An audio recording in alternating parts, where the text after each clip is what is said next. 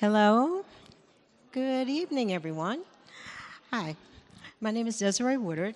I'm a selection librarian with the Library of Congress. I am going to be your moderator for this evening's panel, Murder They Wrote. Housekeeping notes. There will be a Q&A at 7:45, and then the book signing panel, the book signing will start at 8:15. Get your book signed, ladies and gentlemen. So let me do my intro. Melissa Alderman, What the Neighbor Saw, Nick Medina, Sisters of a Lost Nation, and Sarah Pickanin. Pickanin, dang. I was so close. Gone Tonight.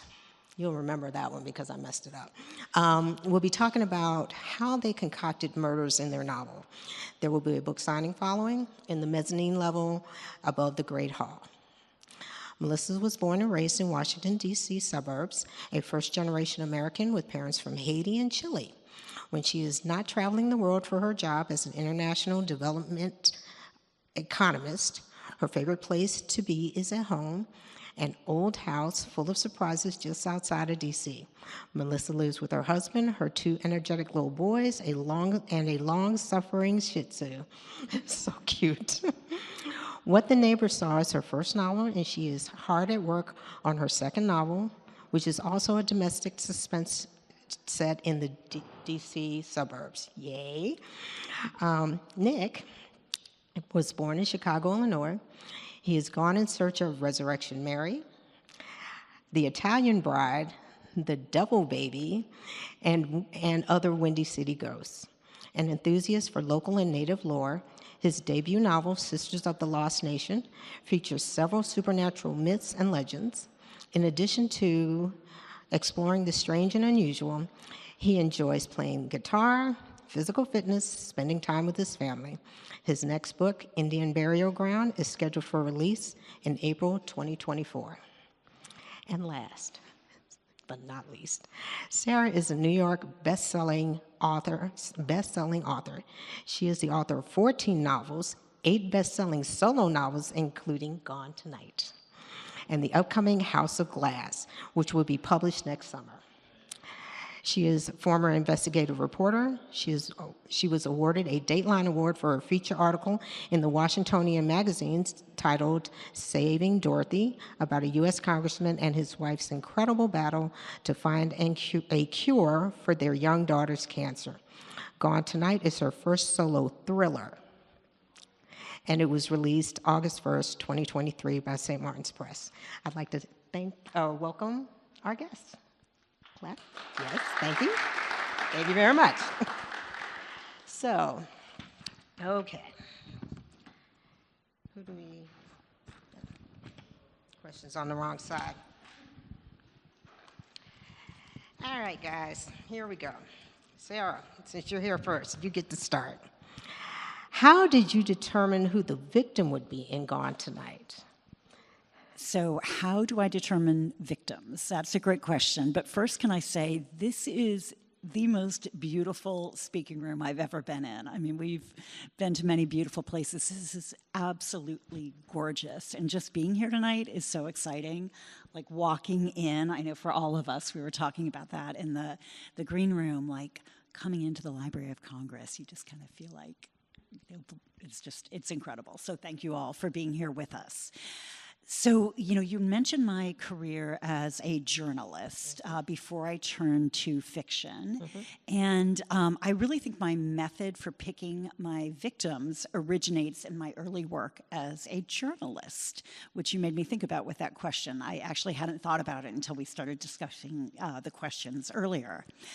But the kind of stories that I was always drawn to as a journalist were not necessarily, political or about the connected or the wealthy, but I really wanted to tell stories about ordinary people who were living lives that might look quiet on the outside and who were suddenly thrust into extraordinary circumstances. And those circumstances tested them, showed them exactly what they were made of. In Gone Tonight, one of my two main characters is Ruth. This is a mother-daughter story. It's a mother-daughter thriller. And Ruth flies under the radar. She is a waitress, and she never graduated high school, and she would do anything to protect her daughter. So as a side note here, I never base characters on people that I know because I feel like the stories I tell need to be my own. But Ruth has several things in common with my grandmother. They both dropped out of high school, both worked as waitresses their entire lives, and both were ferocious when it came to protecting their kids. My dad was born in 1939 with a heart defect, and he was told he would not live past his 20s. My grandmother, again, a woman married to an immigrant who didn't speak English, with no education, no money at all, found a doctor who was doing the first open heart surgeries in our country and convinced him to take on my dad as a patient. And my dad is alive today at age 84. Congratulations, yes. That applause should be for my grandma, and I think she knows, like, somewhere. Anyway, that's the kind of steely strength I bring to my characters, who may be targeted as victims, but who really end up as more battle-scarred survivors. And because my characters who may be seen as a victim turn out to discover that they have hidden strengths and capabilities, the real victims become the criminals who target them. And if I can just give like a quick little summary of Gone Tonight. Please do. So Gone Tonight is a story of a mother and daughter who live under the radar, a very quiet, seemingly ordinary life. They only have each other. The mother, Ruth, had Catherine when she was a teenager, and she says she was disowned by her family, keeps in touch with no one from her past, and they live in a series of small apartments, but they often have to move very quickly with a day's notice. Hence, we can just let that go. I'm done with that. Thank you. You got it.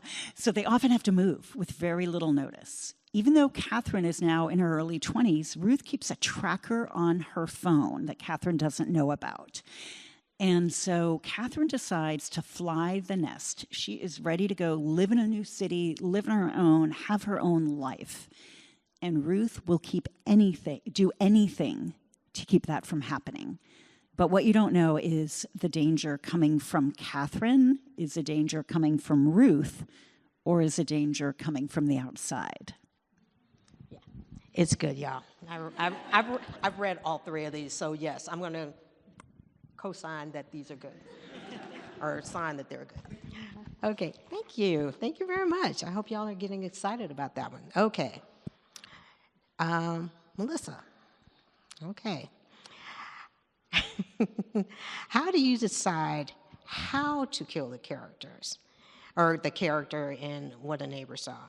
And on a side note, where you kill this person, is it a real location? It is. So I'll just start by echoing Sarah's opening to say thank you all for being here tonight. It's very, very cool to be at the Library of Congress as part of this event and with all of you. So What the Neighbor Saw is my first book, and I think a lot of people say this, and partially I think it's true for me, that fiction, especially your first book, tends to be just sort of thinly veiled autobiography. So none of the characters are people I know, because that would be insulting to them. But the setting I very much drew from this area and where I live. So I grew up in Silver Spring, lived in DC for a long time, and now live in Arlington. So for all of you who are locals, that means something to you. And What the Neighbors Saw is set in Northern Virginia, very close to the Potomac River. And as you know, Desiree, from having read it, the Potomac plays an important role in the story. So just a quick recap is that the story is about about a woman and her family who move into the nicest neighborhood they can afford. They buy that rundown house. If you've all seen HGTV, that advice, they buy the worst house on the block, and she thinks that they're basically living the American dream. She had a hard childhood. She's worked really hard, and now she and her husband are doing this. But it turns out that there are a lot of ugly things going on inside those nice houses that get revealed throughout the course of the book, starting with, sort of instigated by, the death of one of her neighbors, who is a father of 3, a very well-respected person in their community, and he is found dead on the banks of the Potomac River.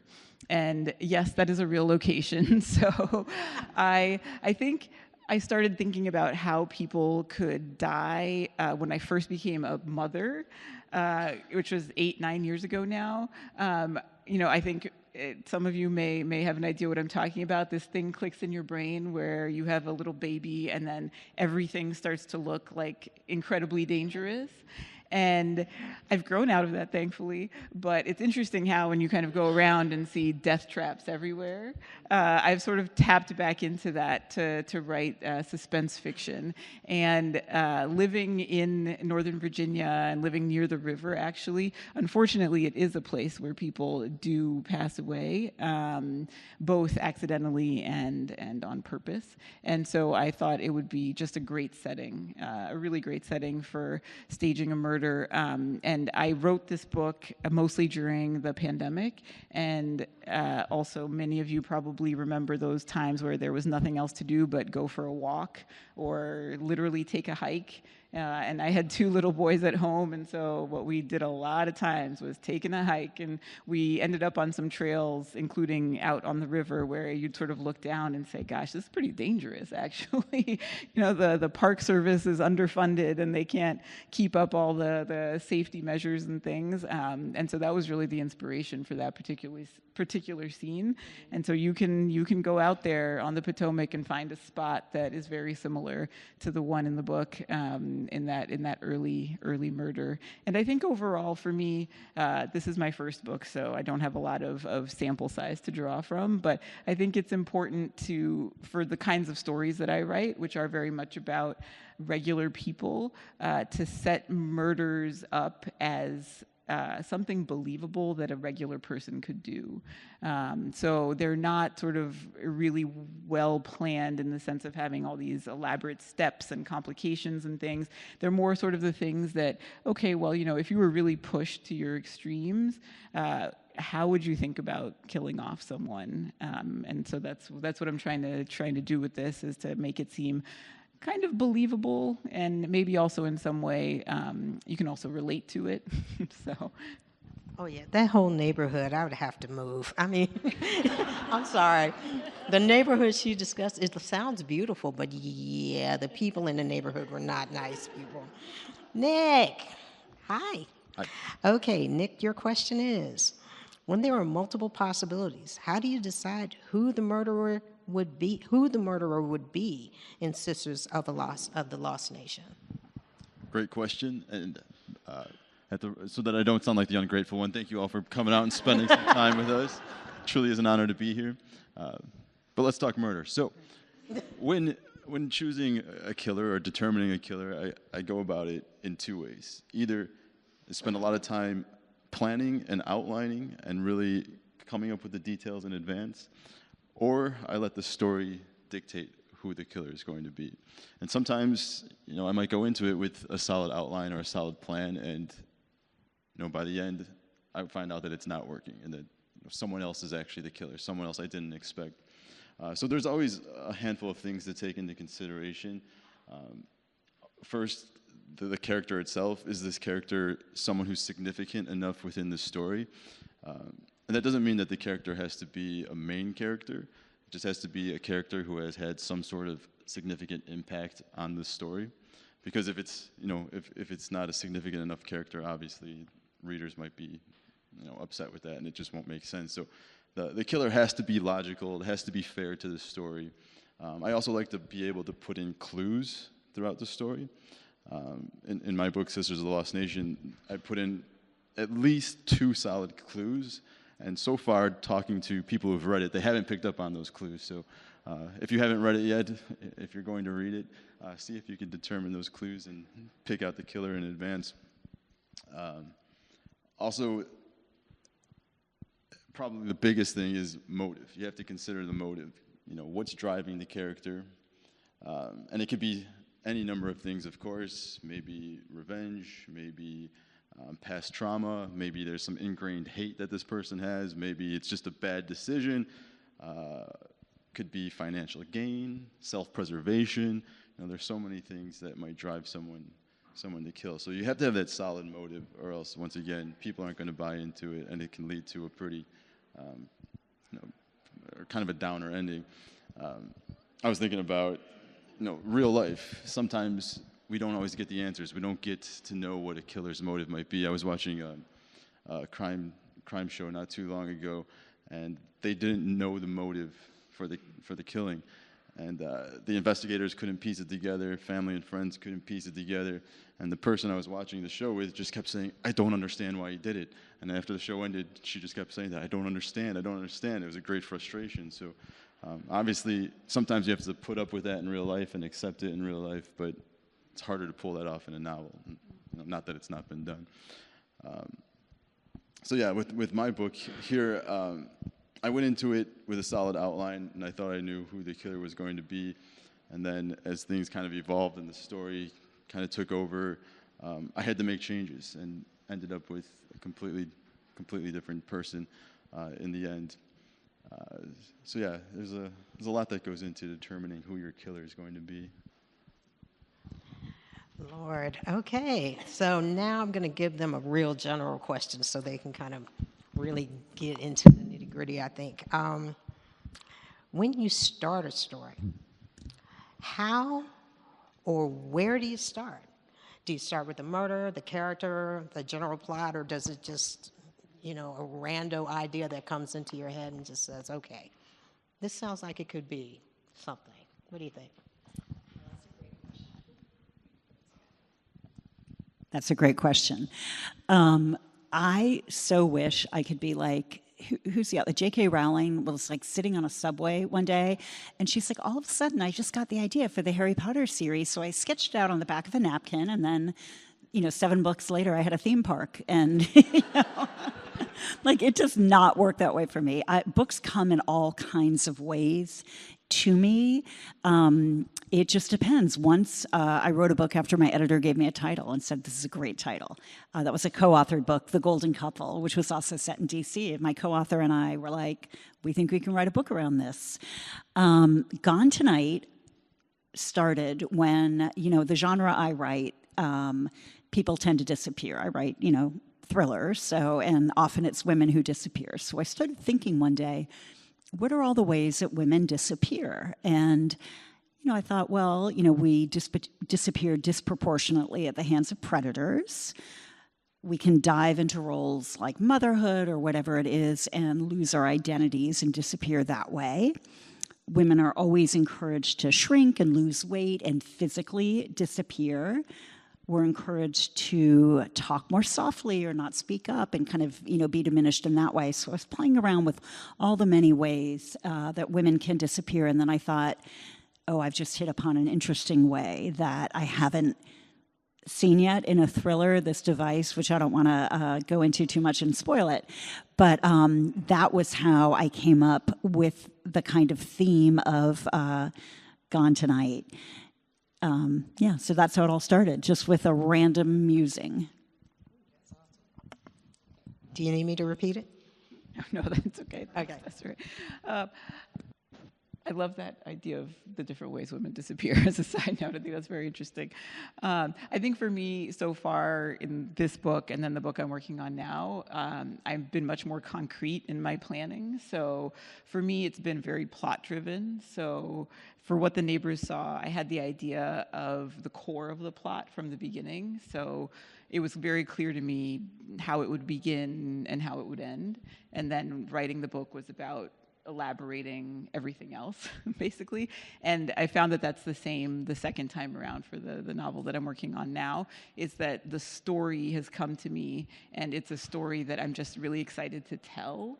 And so that's what I use as the motivation to get up and write every day. And I think, yeah, it's very interesting to hear other authors talk because I think it comes in so many different ways. But for me, I'm very much motivated by plot and getting that story down.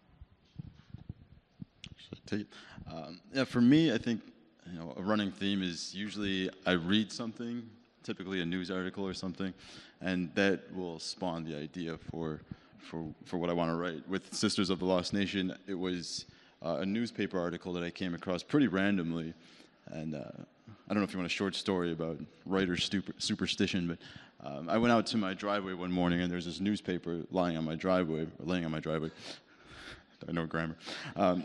It's a newspaper on my driveway, and I don't subscribe to the paper. It wasn't my neighbor's papers, and I didn't know where it came from. So I just picked it up. I tossed it into the recycling bin, and then later that day, I just kept having this nagging feeling. It's like, you should look at that paper. Look at that paper. So I went down to the garage, got it out of the recycling bin, took it up to my office, and I was just paging through it, and that's where I saw that article. It was about my book's about the epidemic of missing and murdered Indigenous women and girls. And the article was about that, the epidemic of these young women and girls going missing.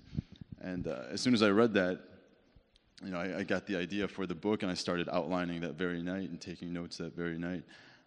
And the same thing with my book that's coming out next year. That one was based off of another article that I came across pretty randomly, actually about, I guess it was about 8 years ago now, and I never forgot that article. I always had it in my head, and so I used that one. And then I just finished another manuscript that was based on a book I read about Chicago ghosts, where I live. And so yeah, it's always something that I read that will spark an idea usually. Okay, so this is the, what's the word I'm looking for? Wild card question. Okay. Has there been a murder in a book that you said, dang, I wish I had thought about that? And if so, what was it? Totally. Gone Girl. I wish I'd written that book. Right? It's so good. I'm sorry. Right. Well, I mean, she pioneered the unreliable narrator, right? And she took something that was out there that was, we all thought we had seen that story on the cover of People magazine, every 6 months, right? And she went behind it. And I mean, she was brilliant. I wish I had thought of that murder. I love it. How about you guys?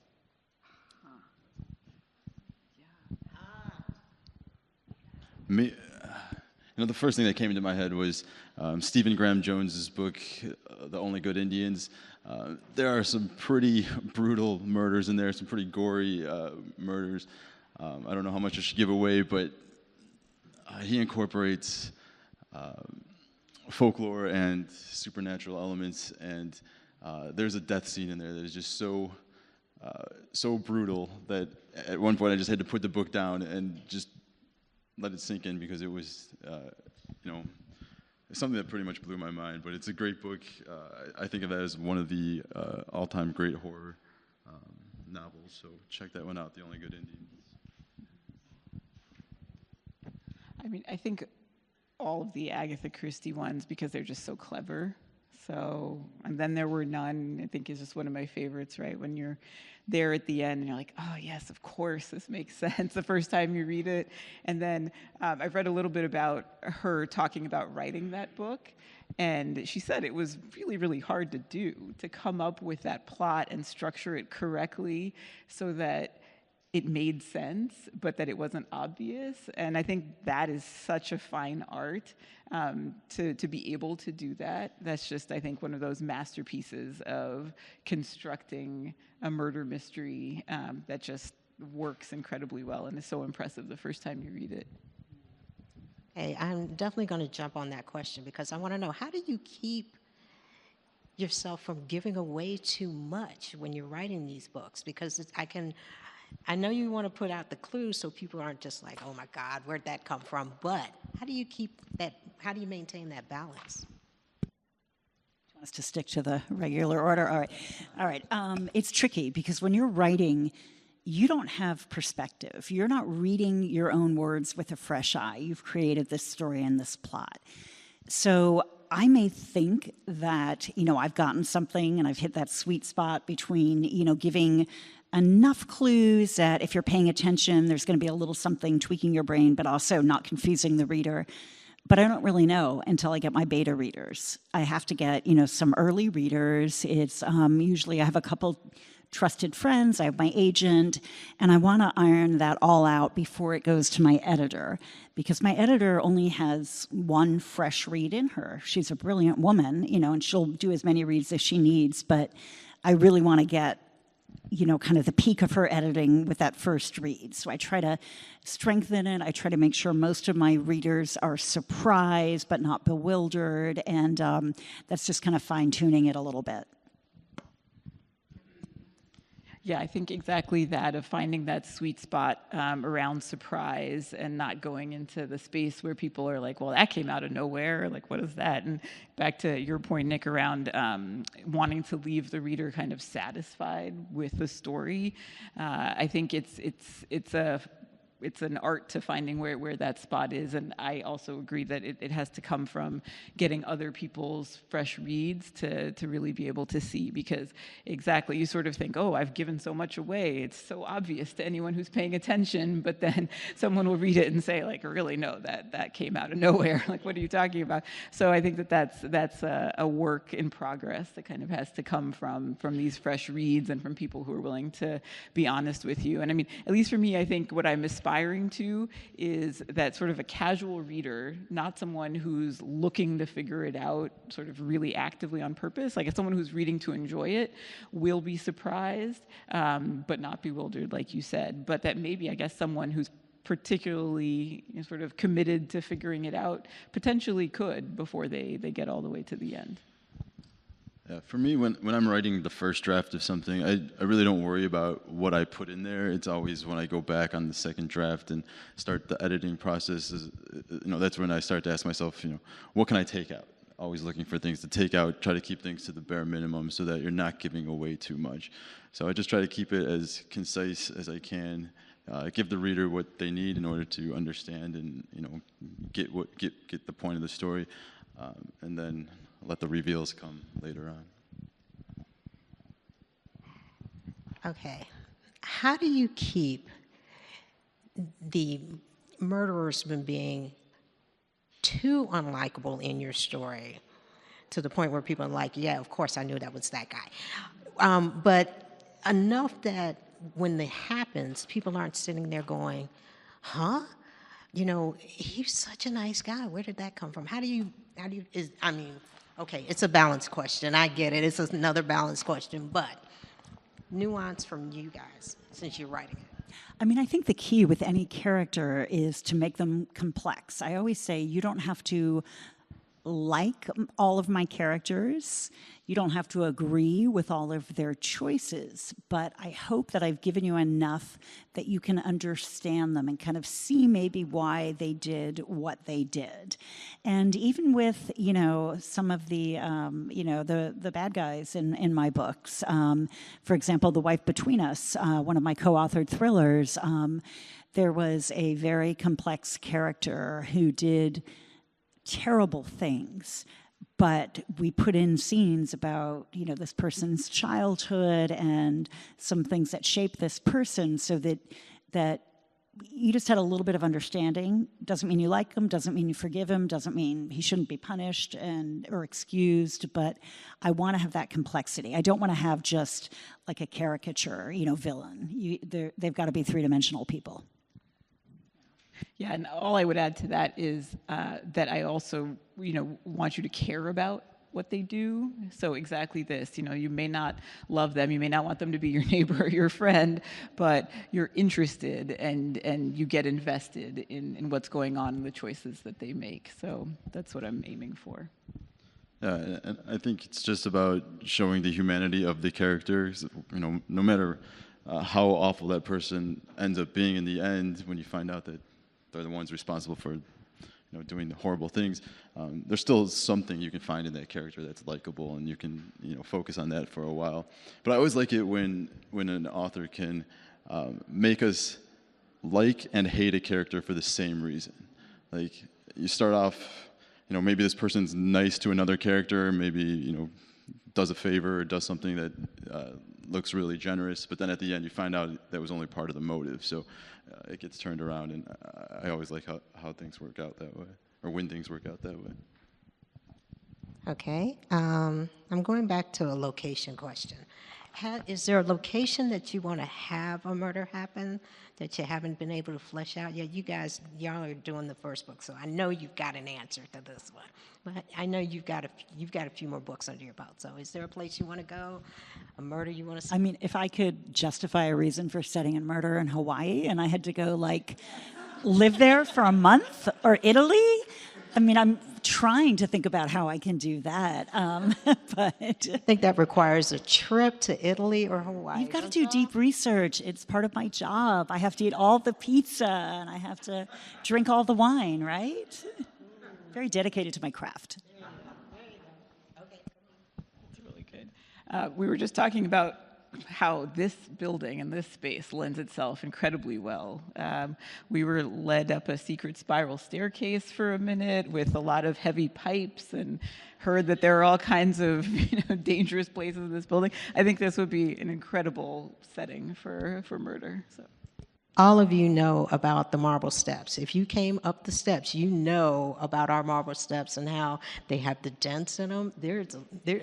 Y'all came around the back way. You guys don't know that, but those marble steps are dangerous. I'm telling you that right now. Also, I'm totally buying your book. If you're planning a murder here, I don't want it to be me. So buy her book, everybody, quick. An idea that I've been toying with lately is having a whole story or whole book take place during one concert. And having people, I don't know, maybe break down the chapters by songs that the band's performing or something, but having murders going on within this venue. I just still don't have it all figured out, but I think that would be, pretty fun. I heard it here first, folks. Heard it here first. See if it comes together. I love it. Okay. Titles. I want to know, how did you determine the titles for your individual books? I mean, sometimes it makes sense, but I just want to know, where did the titles come from? Was there anything special about it? I am the worst at titles. My editor will tell you I'm so bad. I'll throw out title ideas and she's like, yeah, no, that sounds really good. I'm just gonna noodle on it and get back to you later. But she titled Gone Tonight. Actually, I've only titled 2 of my books. My next book I titled, it's called, House of Glass I didn't title. The one after that, the one I'm writing now, is The Locked Ward, and I titled that one. So I'm very proud. So I hope I get to come back in 2 years with that. But yeah, titles, it's tricky. And covers, they don't give me, I don't know your experience, but for me, I have a right of consultation on my book covers written into my contracts. I don't get to pick my covers. I get to weigh in. They'll show me a few options. I get to vote. But they don't leave that kind of stuff in the hands of authors typically, because they have a lot of people who specialize in knowing what kind of title, what kind of cover is going to convey the right feel to readers, that you're going to be getting the book you imagine you're getting just from those elements. Yeah, I have no visual sort of talent, so I also just said, this is a nice cover, thank you. And titles also. So it's interesting to learn how many novels I think end up changing titles once they go into the hands of a publisher, and mine also did. So I thought I had a very nice title. It was called Shadow Road, which is the name of the street that they live on in the neighborhood. I liked it. My editor said, nope, no way, we're going to think of something else. And then there was this whole brainstorming process. Can I use it for my next book? Then I can go back and say, hey, it actually was pretty good. So it was interesting to watch the brainstorming process, too. That happened sort of between my editor and his assistant editor and my agent, and they were sort of emailing and had all kinds, just sort of throwing things out there, which was really fun to see, sort of what if we called it this or that or whatever? And it was maybe went through 20 or 30 different things. And that was, just a process that I left in the hands of the experts. Yeah, same with me for this one. I went through, I think, 8 different titles. When we sold the book, it was called Two Spirits and the Rolling Head, and that got rejected pretty quickly. And And then we went through several others, and I'm not even sure who came up with this one. I just remember getting an email, and the first version was Cries of the Lost Nation, and then it turned into Echoes of the Lost Nation. And at first, I wasn't crazy about it. I kept thinking it sounded more like a fantasy novel, like The Lost Nation or something. But I did suggest sisters. I said, can we use sisters instead of cries or echoes? And they said, sure. So that was my contribution. And then we settled on it, and it's grown on me since. And it actually allowed me to go back into the book and change some things so that the storyline fits a little bit better with the title. What would you say to someone who wants to write their mystery novel? What is the big piece of advice you would give them?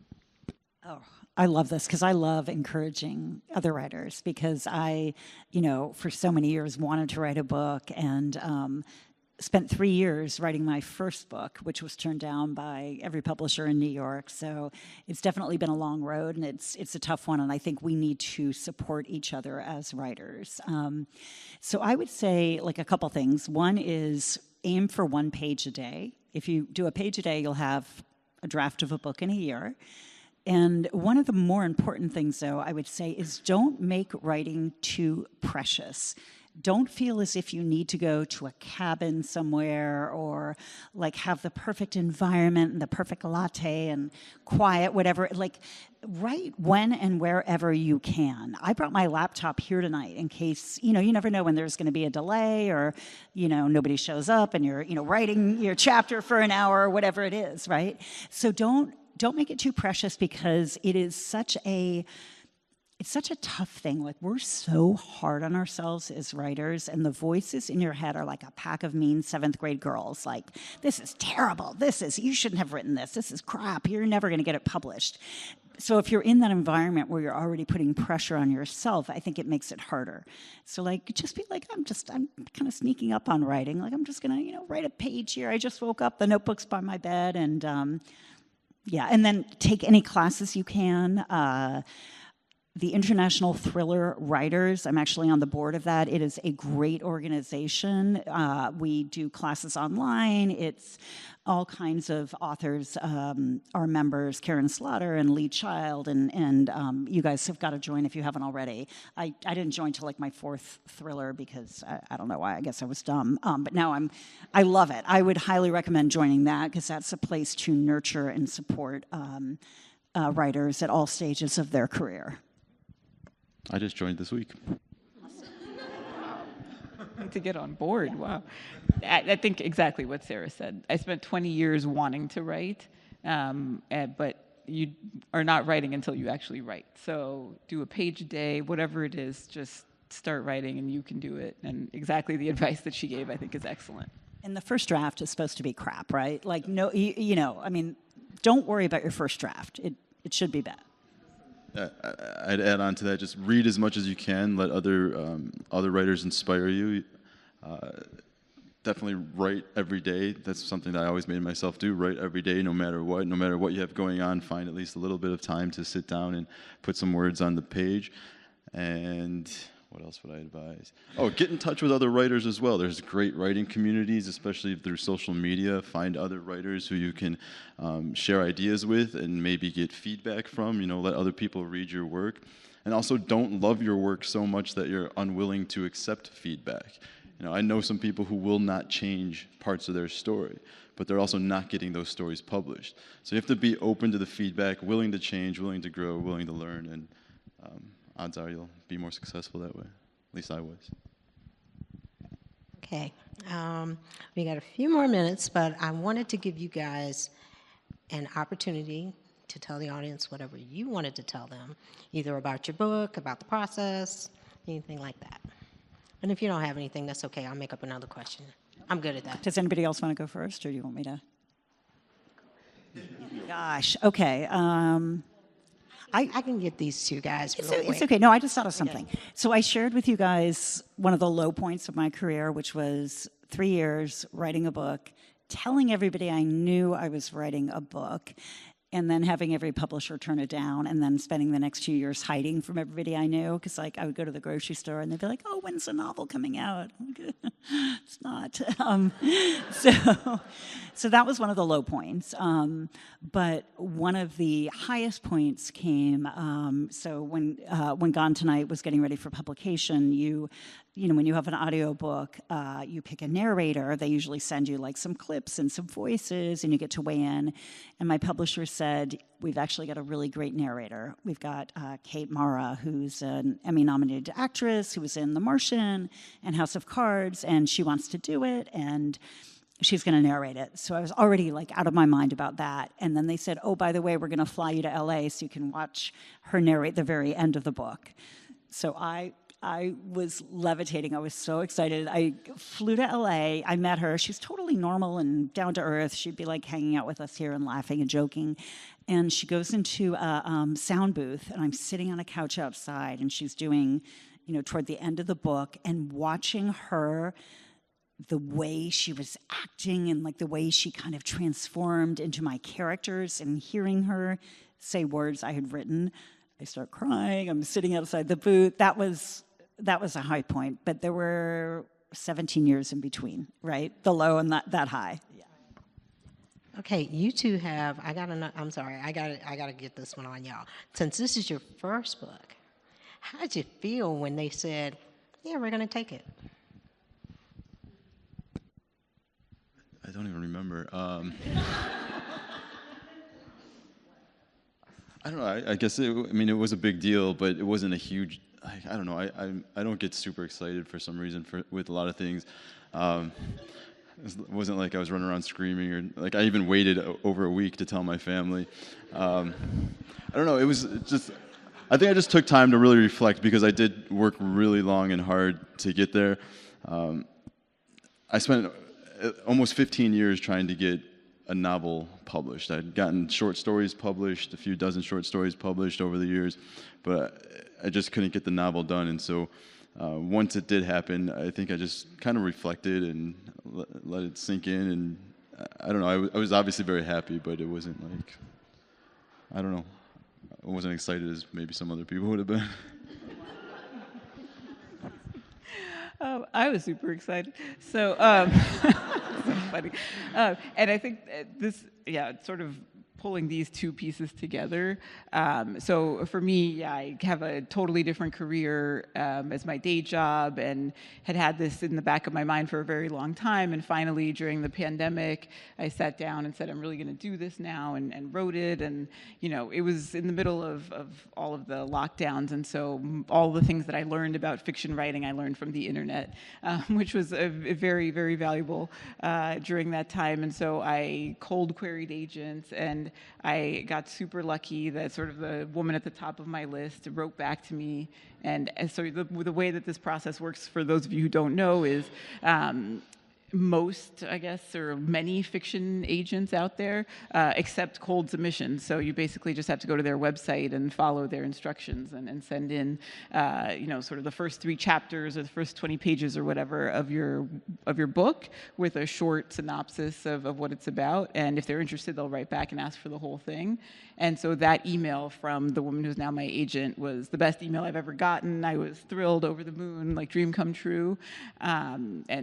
But at the same time, I want to go back to Sarah's point around kind of the close relationship between success and failure, I think, in this industry. So as very much a newcomer to it, I've learned very quickly how much those two things go together. So I think every writer that I've met has some really tough story, that low point, that difficult moment. For me, so far, it's been this past year. So, in a way, I think I just got super lucky that I wrote this book and then got an agent, got it published. But then I'm working on my second one, and I was writing this draft for months and months and thought it was pretty good. But my agent and my editor were like, "No, this is not good. We're not going to do something else." And it was the first time, I think, in my life that I'd had that experience of just sort of flat out failure, like falling on your face kind of failure. And it was hard. It was really hard, you know, and you're like a 40-year-old person and this is happening to you. It's like, no, really, it's not that bad. Like, I could change it. What do you not like? My agent was like, look, I know this has not happened to you before, but in this kind of creative space, you just need to put things aside, start again, leave it alone. Maybe you'll come back to it next year. Maybe you'll come back to it in a decade. Maybe never, but that's fine. And so it's just been very much a lesson in humility and just having to believe in yourself, I think, also, because you know, you will fail, there will be really tough moments, but you have to go through those to get to the good stuff. So, yeah. And I've heard from a lot of people the second book is actually the hardest, so you're not alone in that. Like, you know, yeah, it'll get easier now that you've, like, you know, gone through this. Now it's your turn. I expect questions from our authors. We have one over here.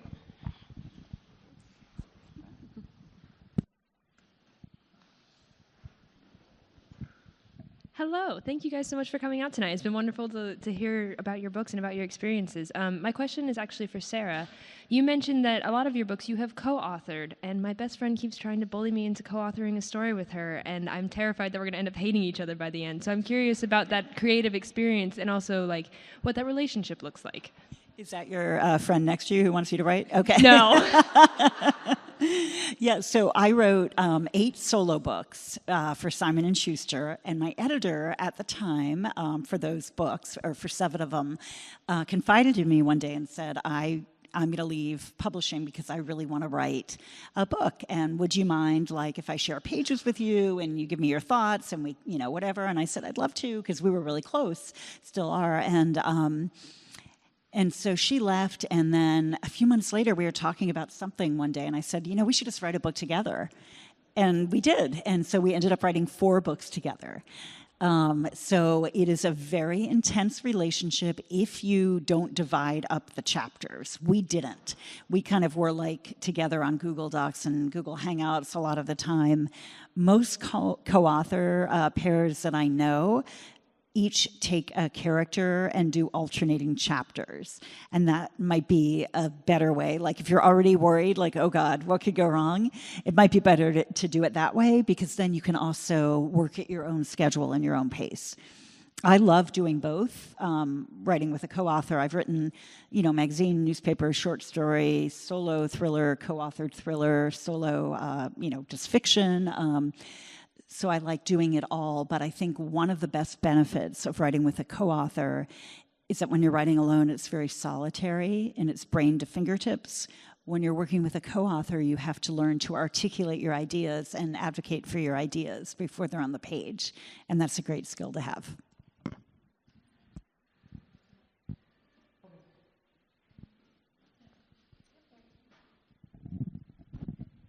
Thank you. I want to thank all of you for being here. This has been super enlightening. And I have a question for Melissa. I really enjoyed the book. And one of the things that I was thinking about, I mean, so, you know, you've got this murder mystery, but it's also, I mean, you know, which is fascinating. But really, I feel like the meat of the book is this, you know, this crazy neighborhood drama, right? This perversely rich neighborhood where everybody's insane, you know, like, and so I wonder, like, so how important is the murder?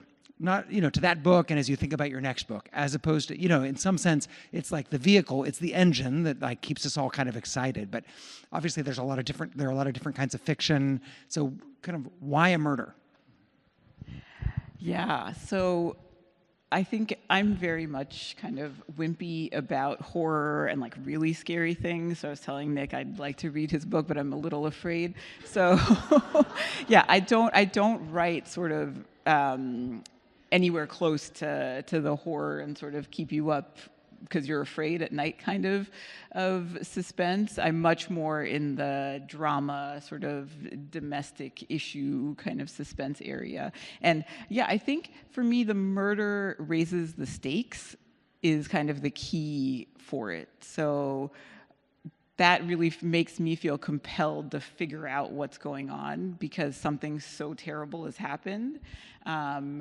And so, yeah, it's the murder is important for that, but really it is about the drama and the relationships and all of the things that end up leading to such a bad outcome. Yeah.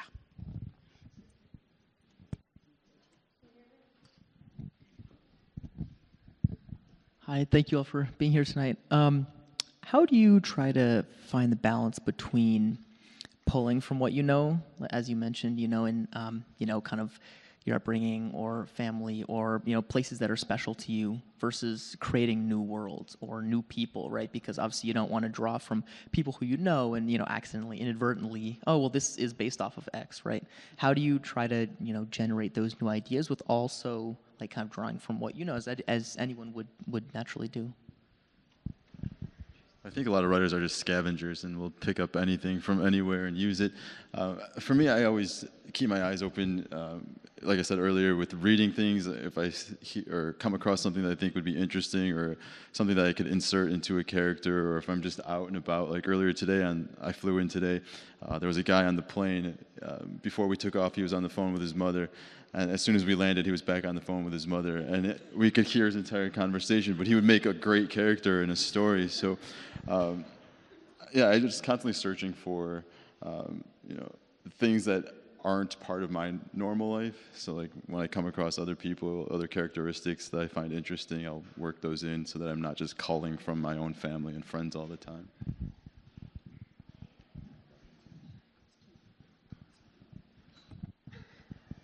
So I'm always interested in process, and especially when you're doing mystery, you have the choices, I guess, between outline or like cards on a thing with crazy line string everywhere, trying to connect everything. So I guess for each of you, do you do an outline? Do you come up with the mystery first and fit everything else around it? Or is it cards on a table with strings connecting? So how do you go about it? My process changes at times, but generally I used to do a lot more outlining, index cards, all of that. And then I moved to a synopsis. My last few books, including Gone Tonight, I wrote a 4 or 5 page synopsis and gave it to my editor for a few reasons. One being that I want to make sure she doesn't have a book with like a similar theme or anything in it that it's going to come out around the same time. That would be a problem. And if she has a problem structurally with my novel, I want to know before I've spent 6 months writing it. I want to know right when she gets it. So the book I'm writing right now, however, I'm just flying blind. I'm like, I had to do research for it. And I went into a place, a very unusual place that I legally was not allowed to be in. I got snuck in, and I came out, and I'm like, I just got to start writing right now, because I'm just, it was another world. And so that one I'm going without an outline, and so we'll see if it turns out or not. Cool. So for What the Neighbors Saw, I had the index cards, but I don't have a home office, so I just had to lay them out on the floor every time I wanted to see the full outline, and then stack them all back up when I was done. But it would be very cool to have a board where you could do the crazy, string connections. And then the book that I'm working on now, I basically wrote out a kind of rough outline in a notebook in like 10 pages by hand, because I sort of had the moment where it was like, okay, I really want to write this story, so let me just start like scribbling things down. And so I've been using that as kind of my guiding pages, but a lot of it's much less structured ahead of time than the first book was. I think maybe partly because I feel a little bit more confident in knowing where the end goal is, so I don't need to spend as much time kind of laying out the path to get there. Usually I just end up scribbling things down anywhere. Like with this one, when I first got the idea, I had it was a Christmas or a winter tablet with a snowman on it, and I just started writing notes on there. Sometimes just write notes on my phone, and then once I have a ton of notes, I'll try to structure them, and I'll type it into a Word file, and try to put the notes into chronological order, and then from there create a solid outline, and then just get to the writing process after that. But usually the outline takes me a few months to get solid.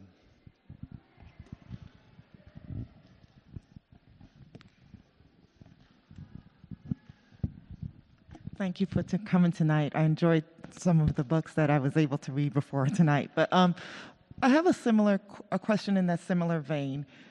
Do the stories like jump out at you and you can't even keep ahead of them, or do the ideas just come to you and you can't write it fast enough? And then do you get so many ideas that it's like, okay, well, it can't go in this book, but it's for a different book? Or so is it screaming at you to be written, or are you trying to pull it and create it? So if you could let me understand, how do you know when you have stories you want to write and enough for a whole book versus, oh, well, this maybe could be a short story or something like that? Great question. For me, it usually will start with an idea, like with this one, I had that initial idea, and then the ideas just keep coming. If those ideas don't stop coming, then I know I have to put this together and it's going to turn into a longer work.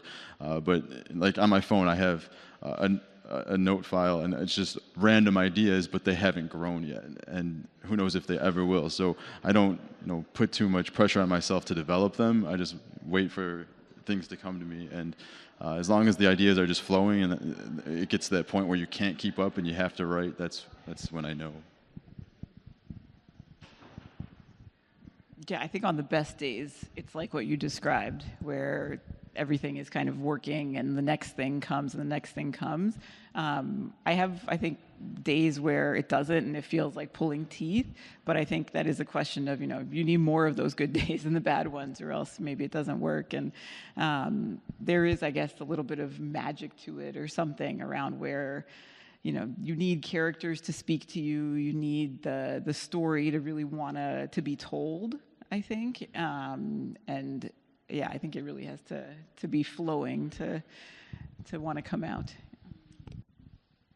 Yeah, I mean, I always think of my job as like I'm a carpenter. I have a craft.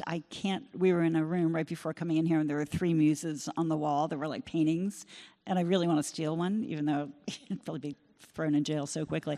But I'm like, I would love to have a muse who would just come and gift me with stories, but I really think it is a craft, and it's something that we can improve at, we can get better at. There are those moments of magic that are amazing, where you're like, what just happened? I just, spent 3 hours writing these pages and I wasn't planning to, and the character took over. But you have to be able to muscle through on a lot of days when that doesn't happen, and be able to write and go over your words and edit and all of that, and make your words and your pages strong. Okay, I want to thank everybody for coming. I want to thank my authors. Y'all have been great.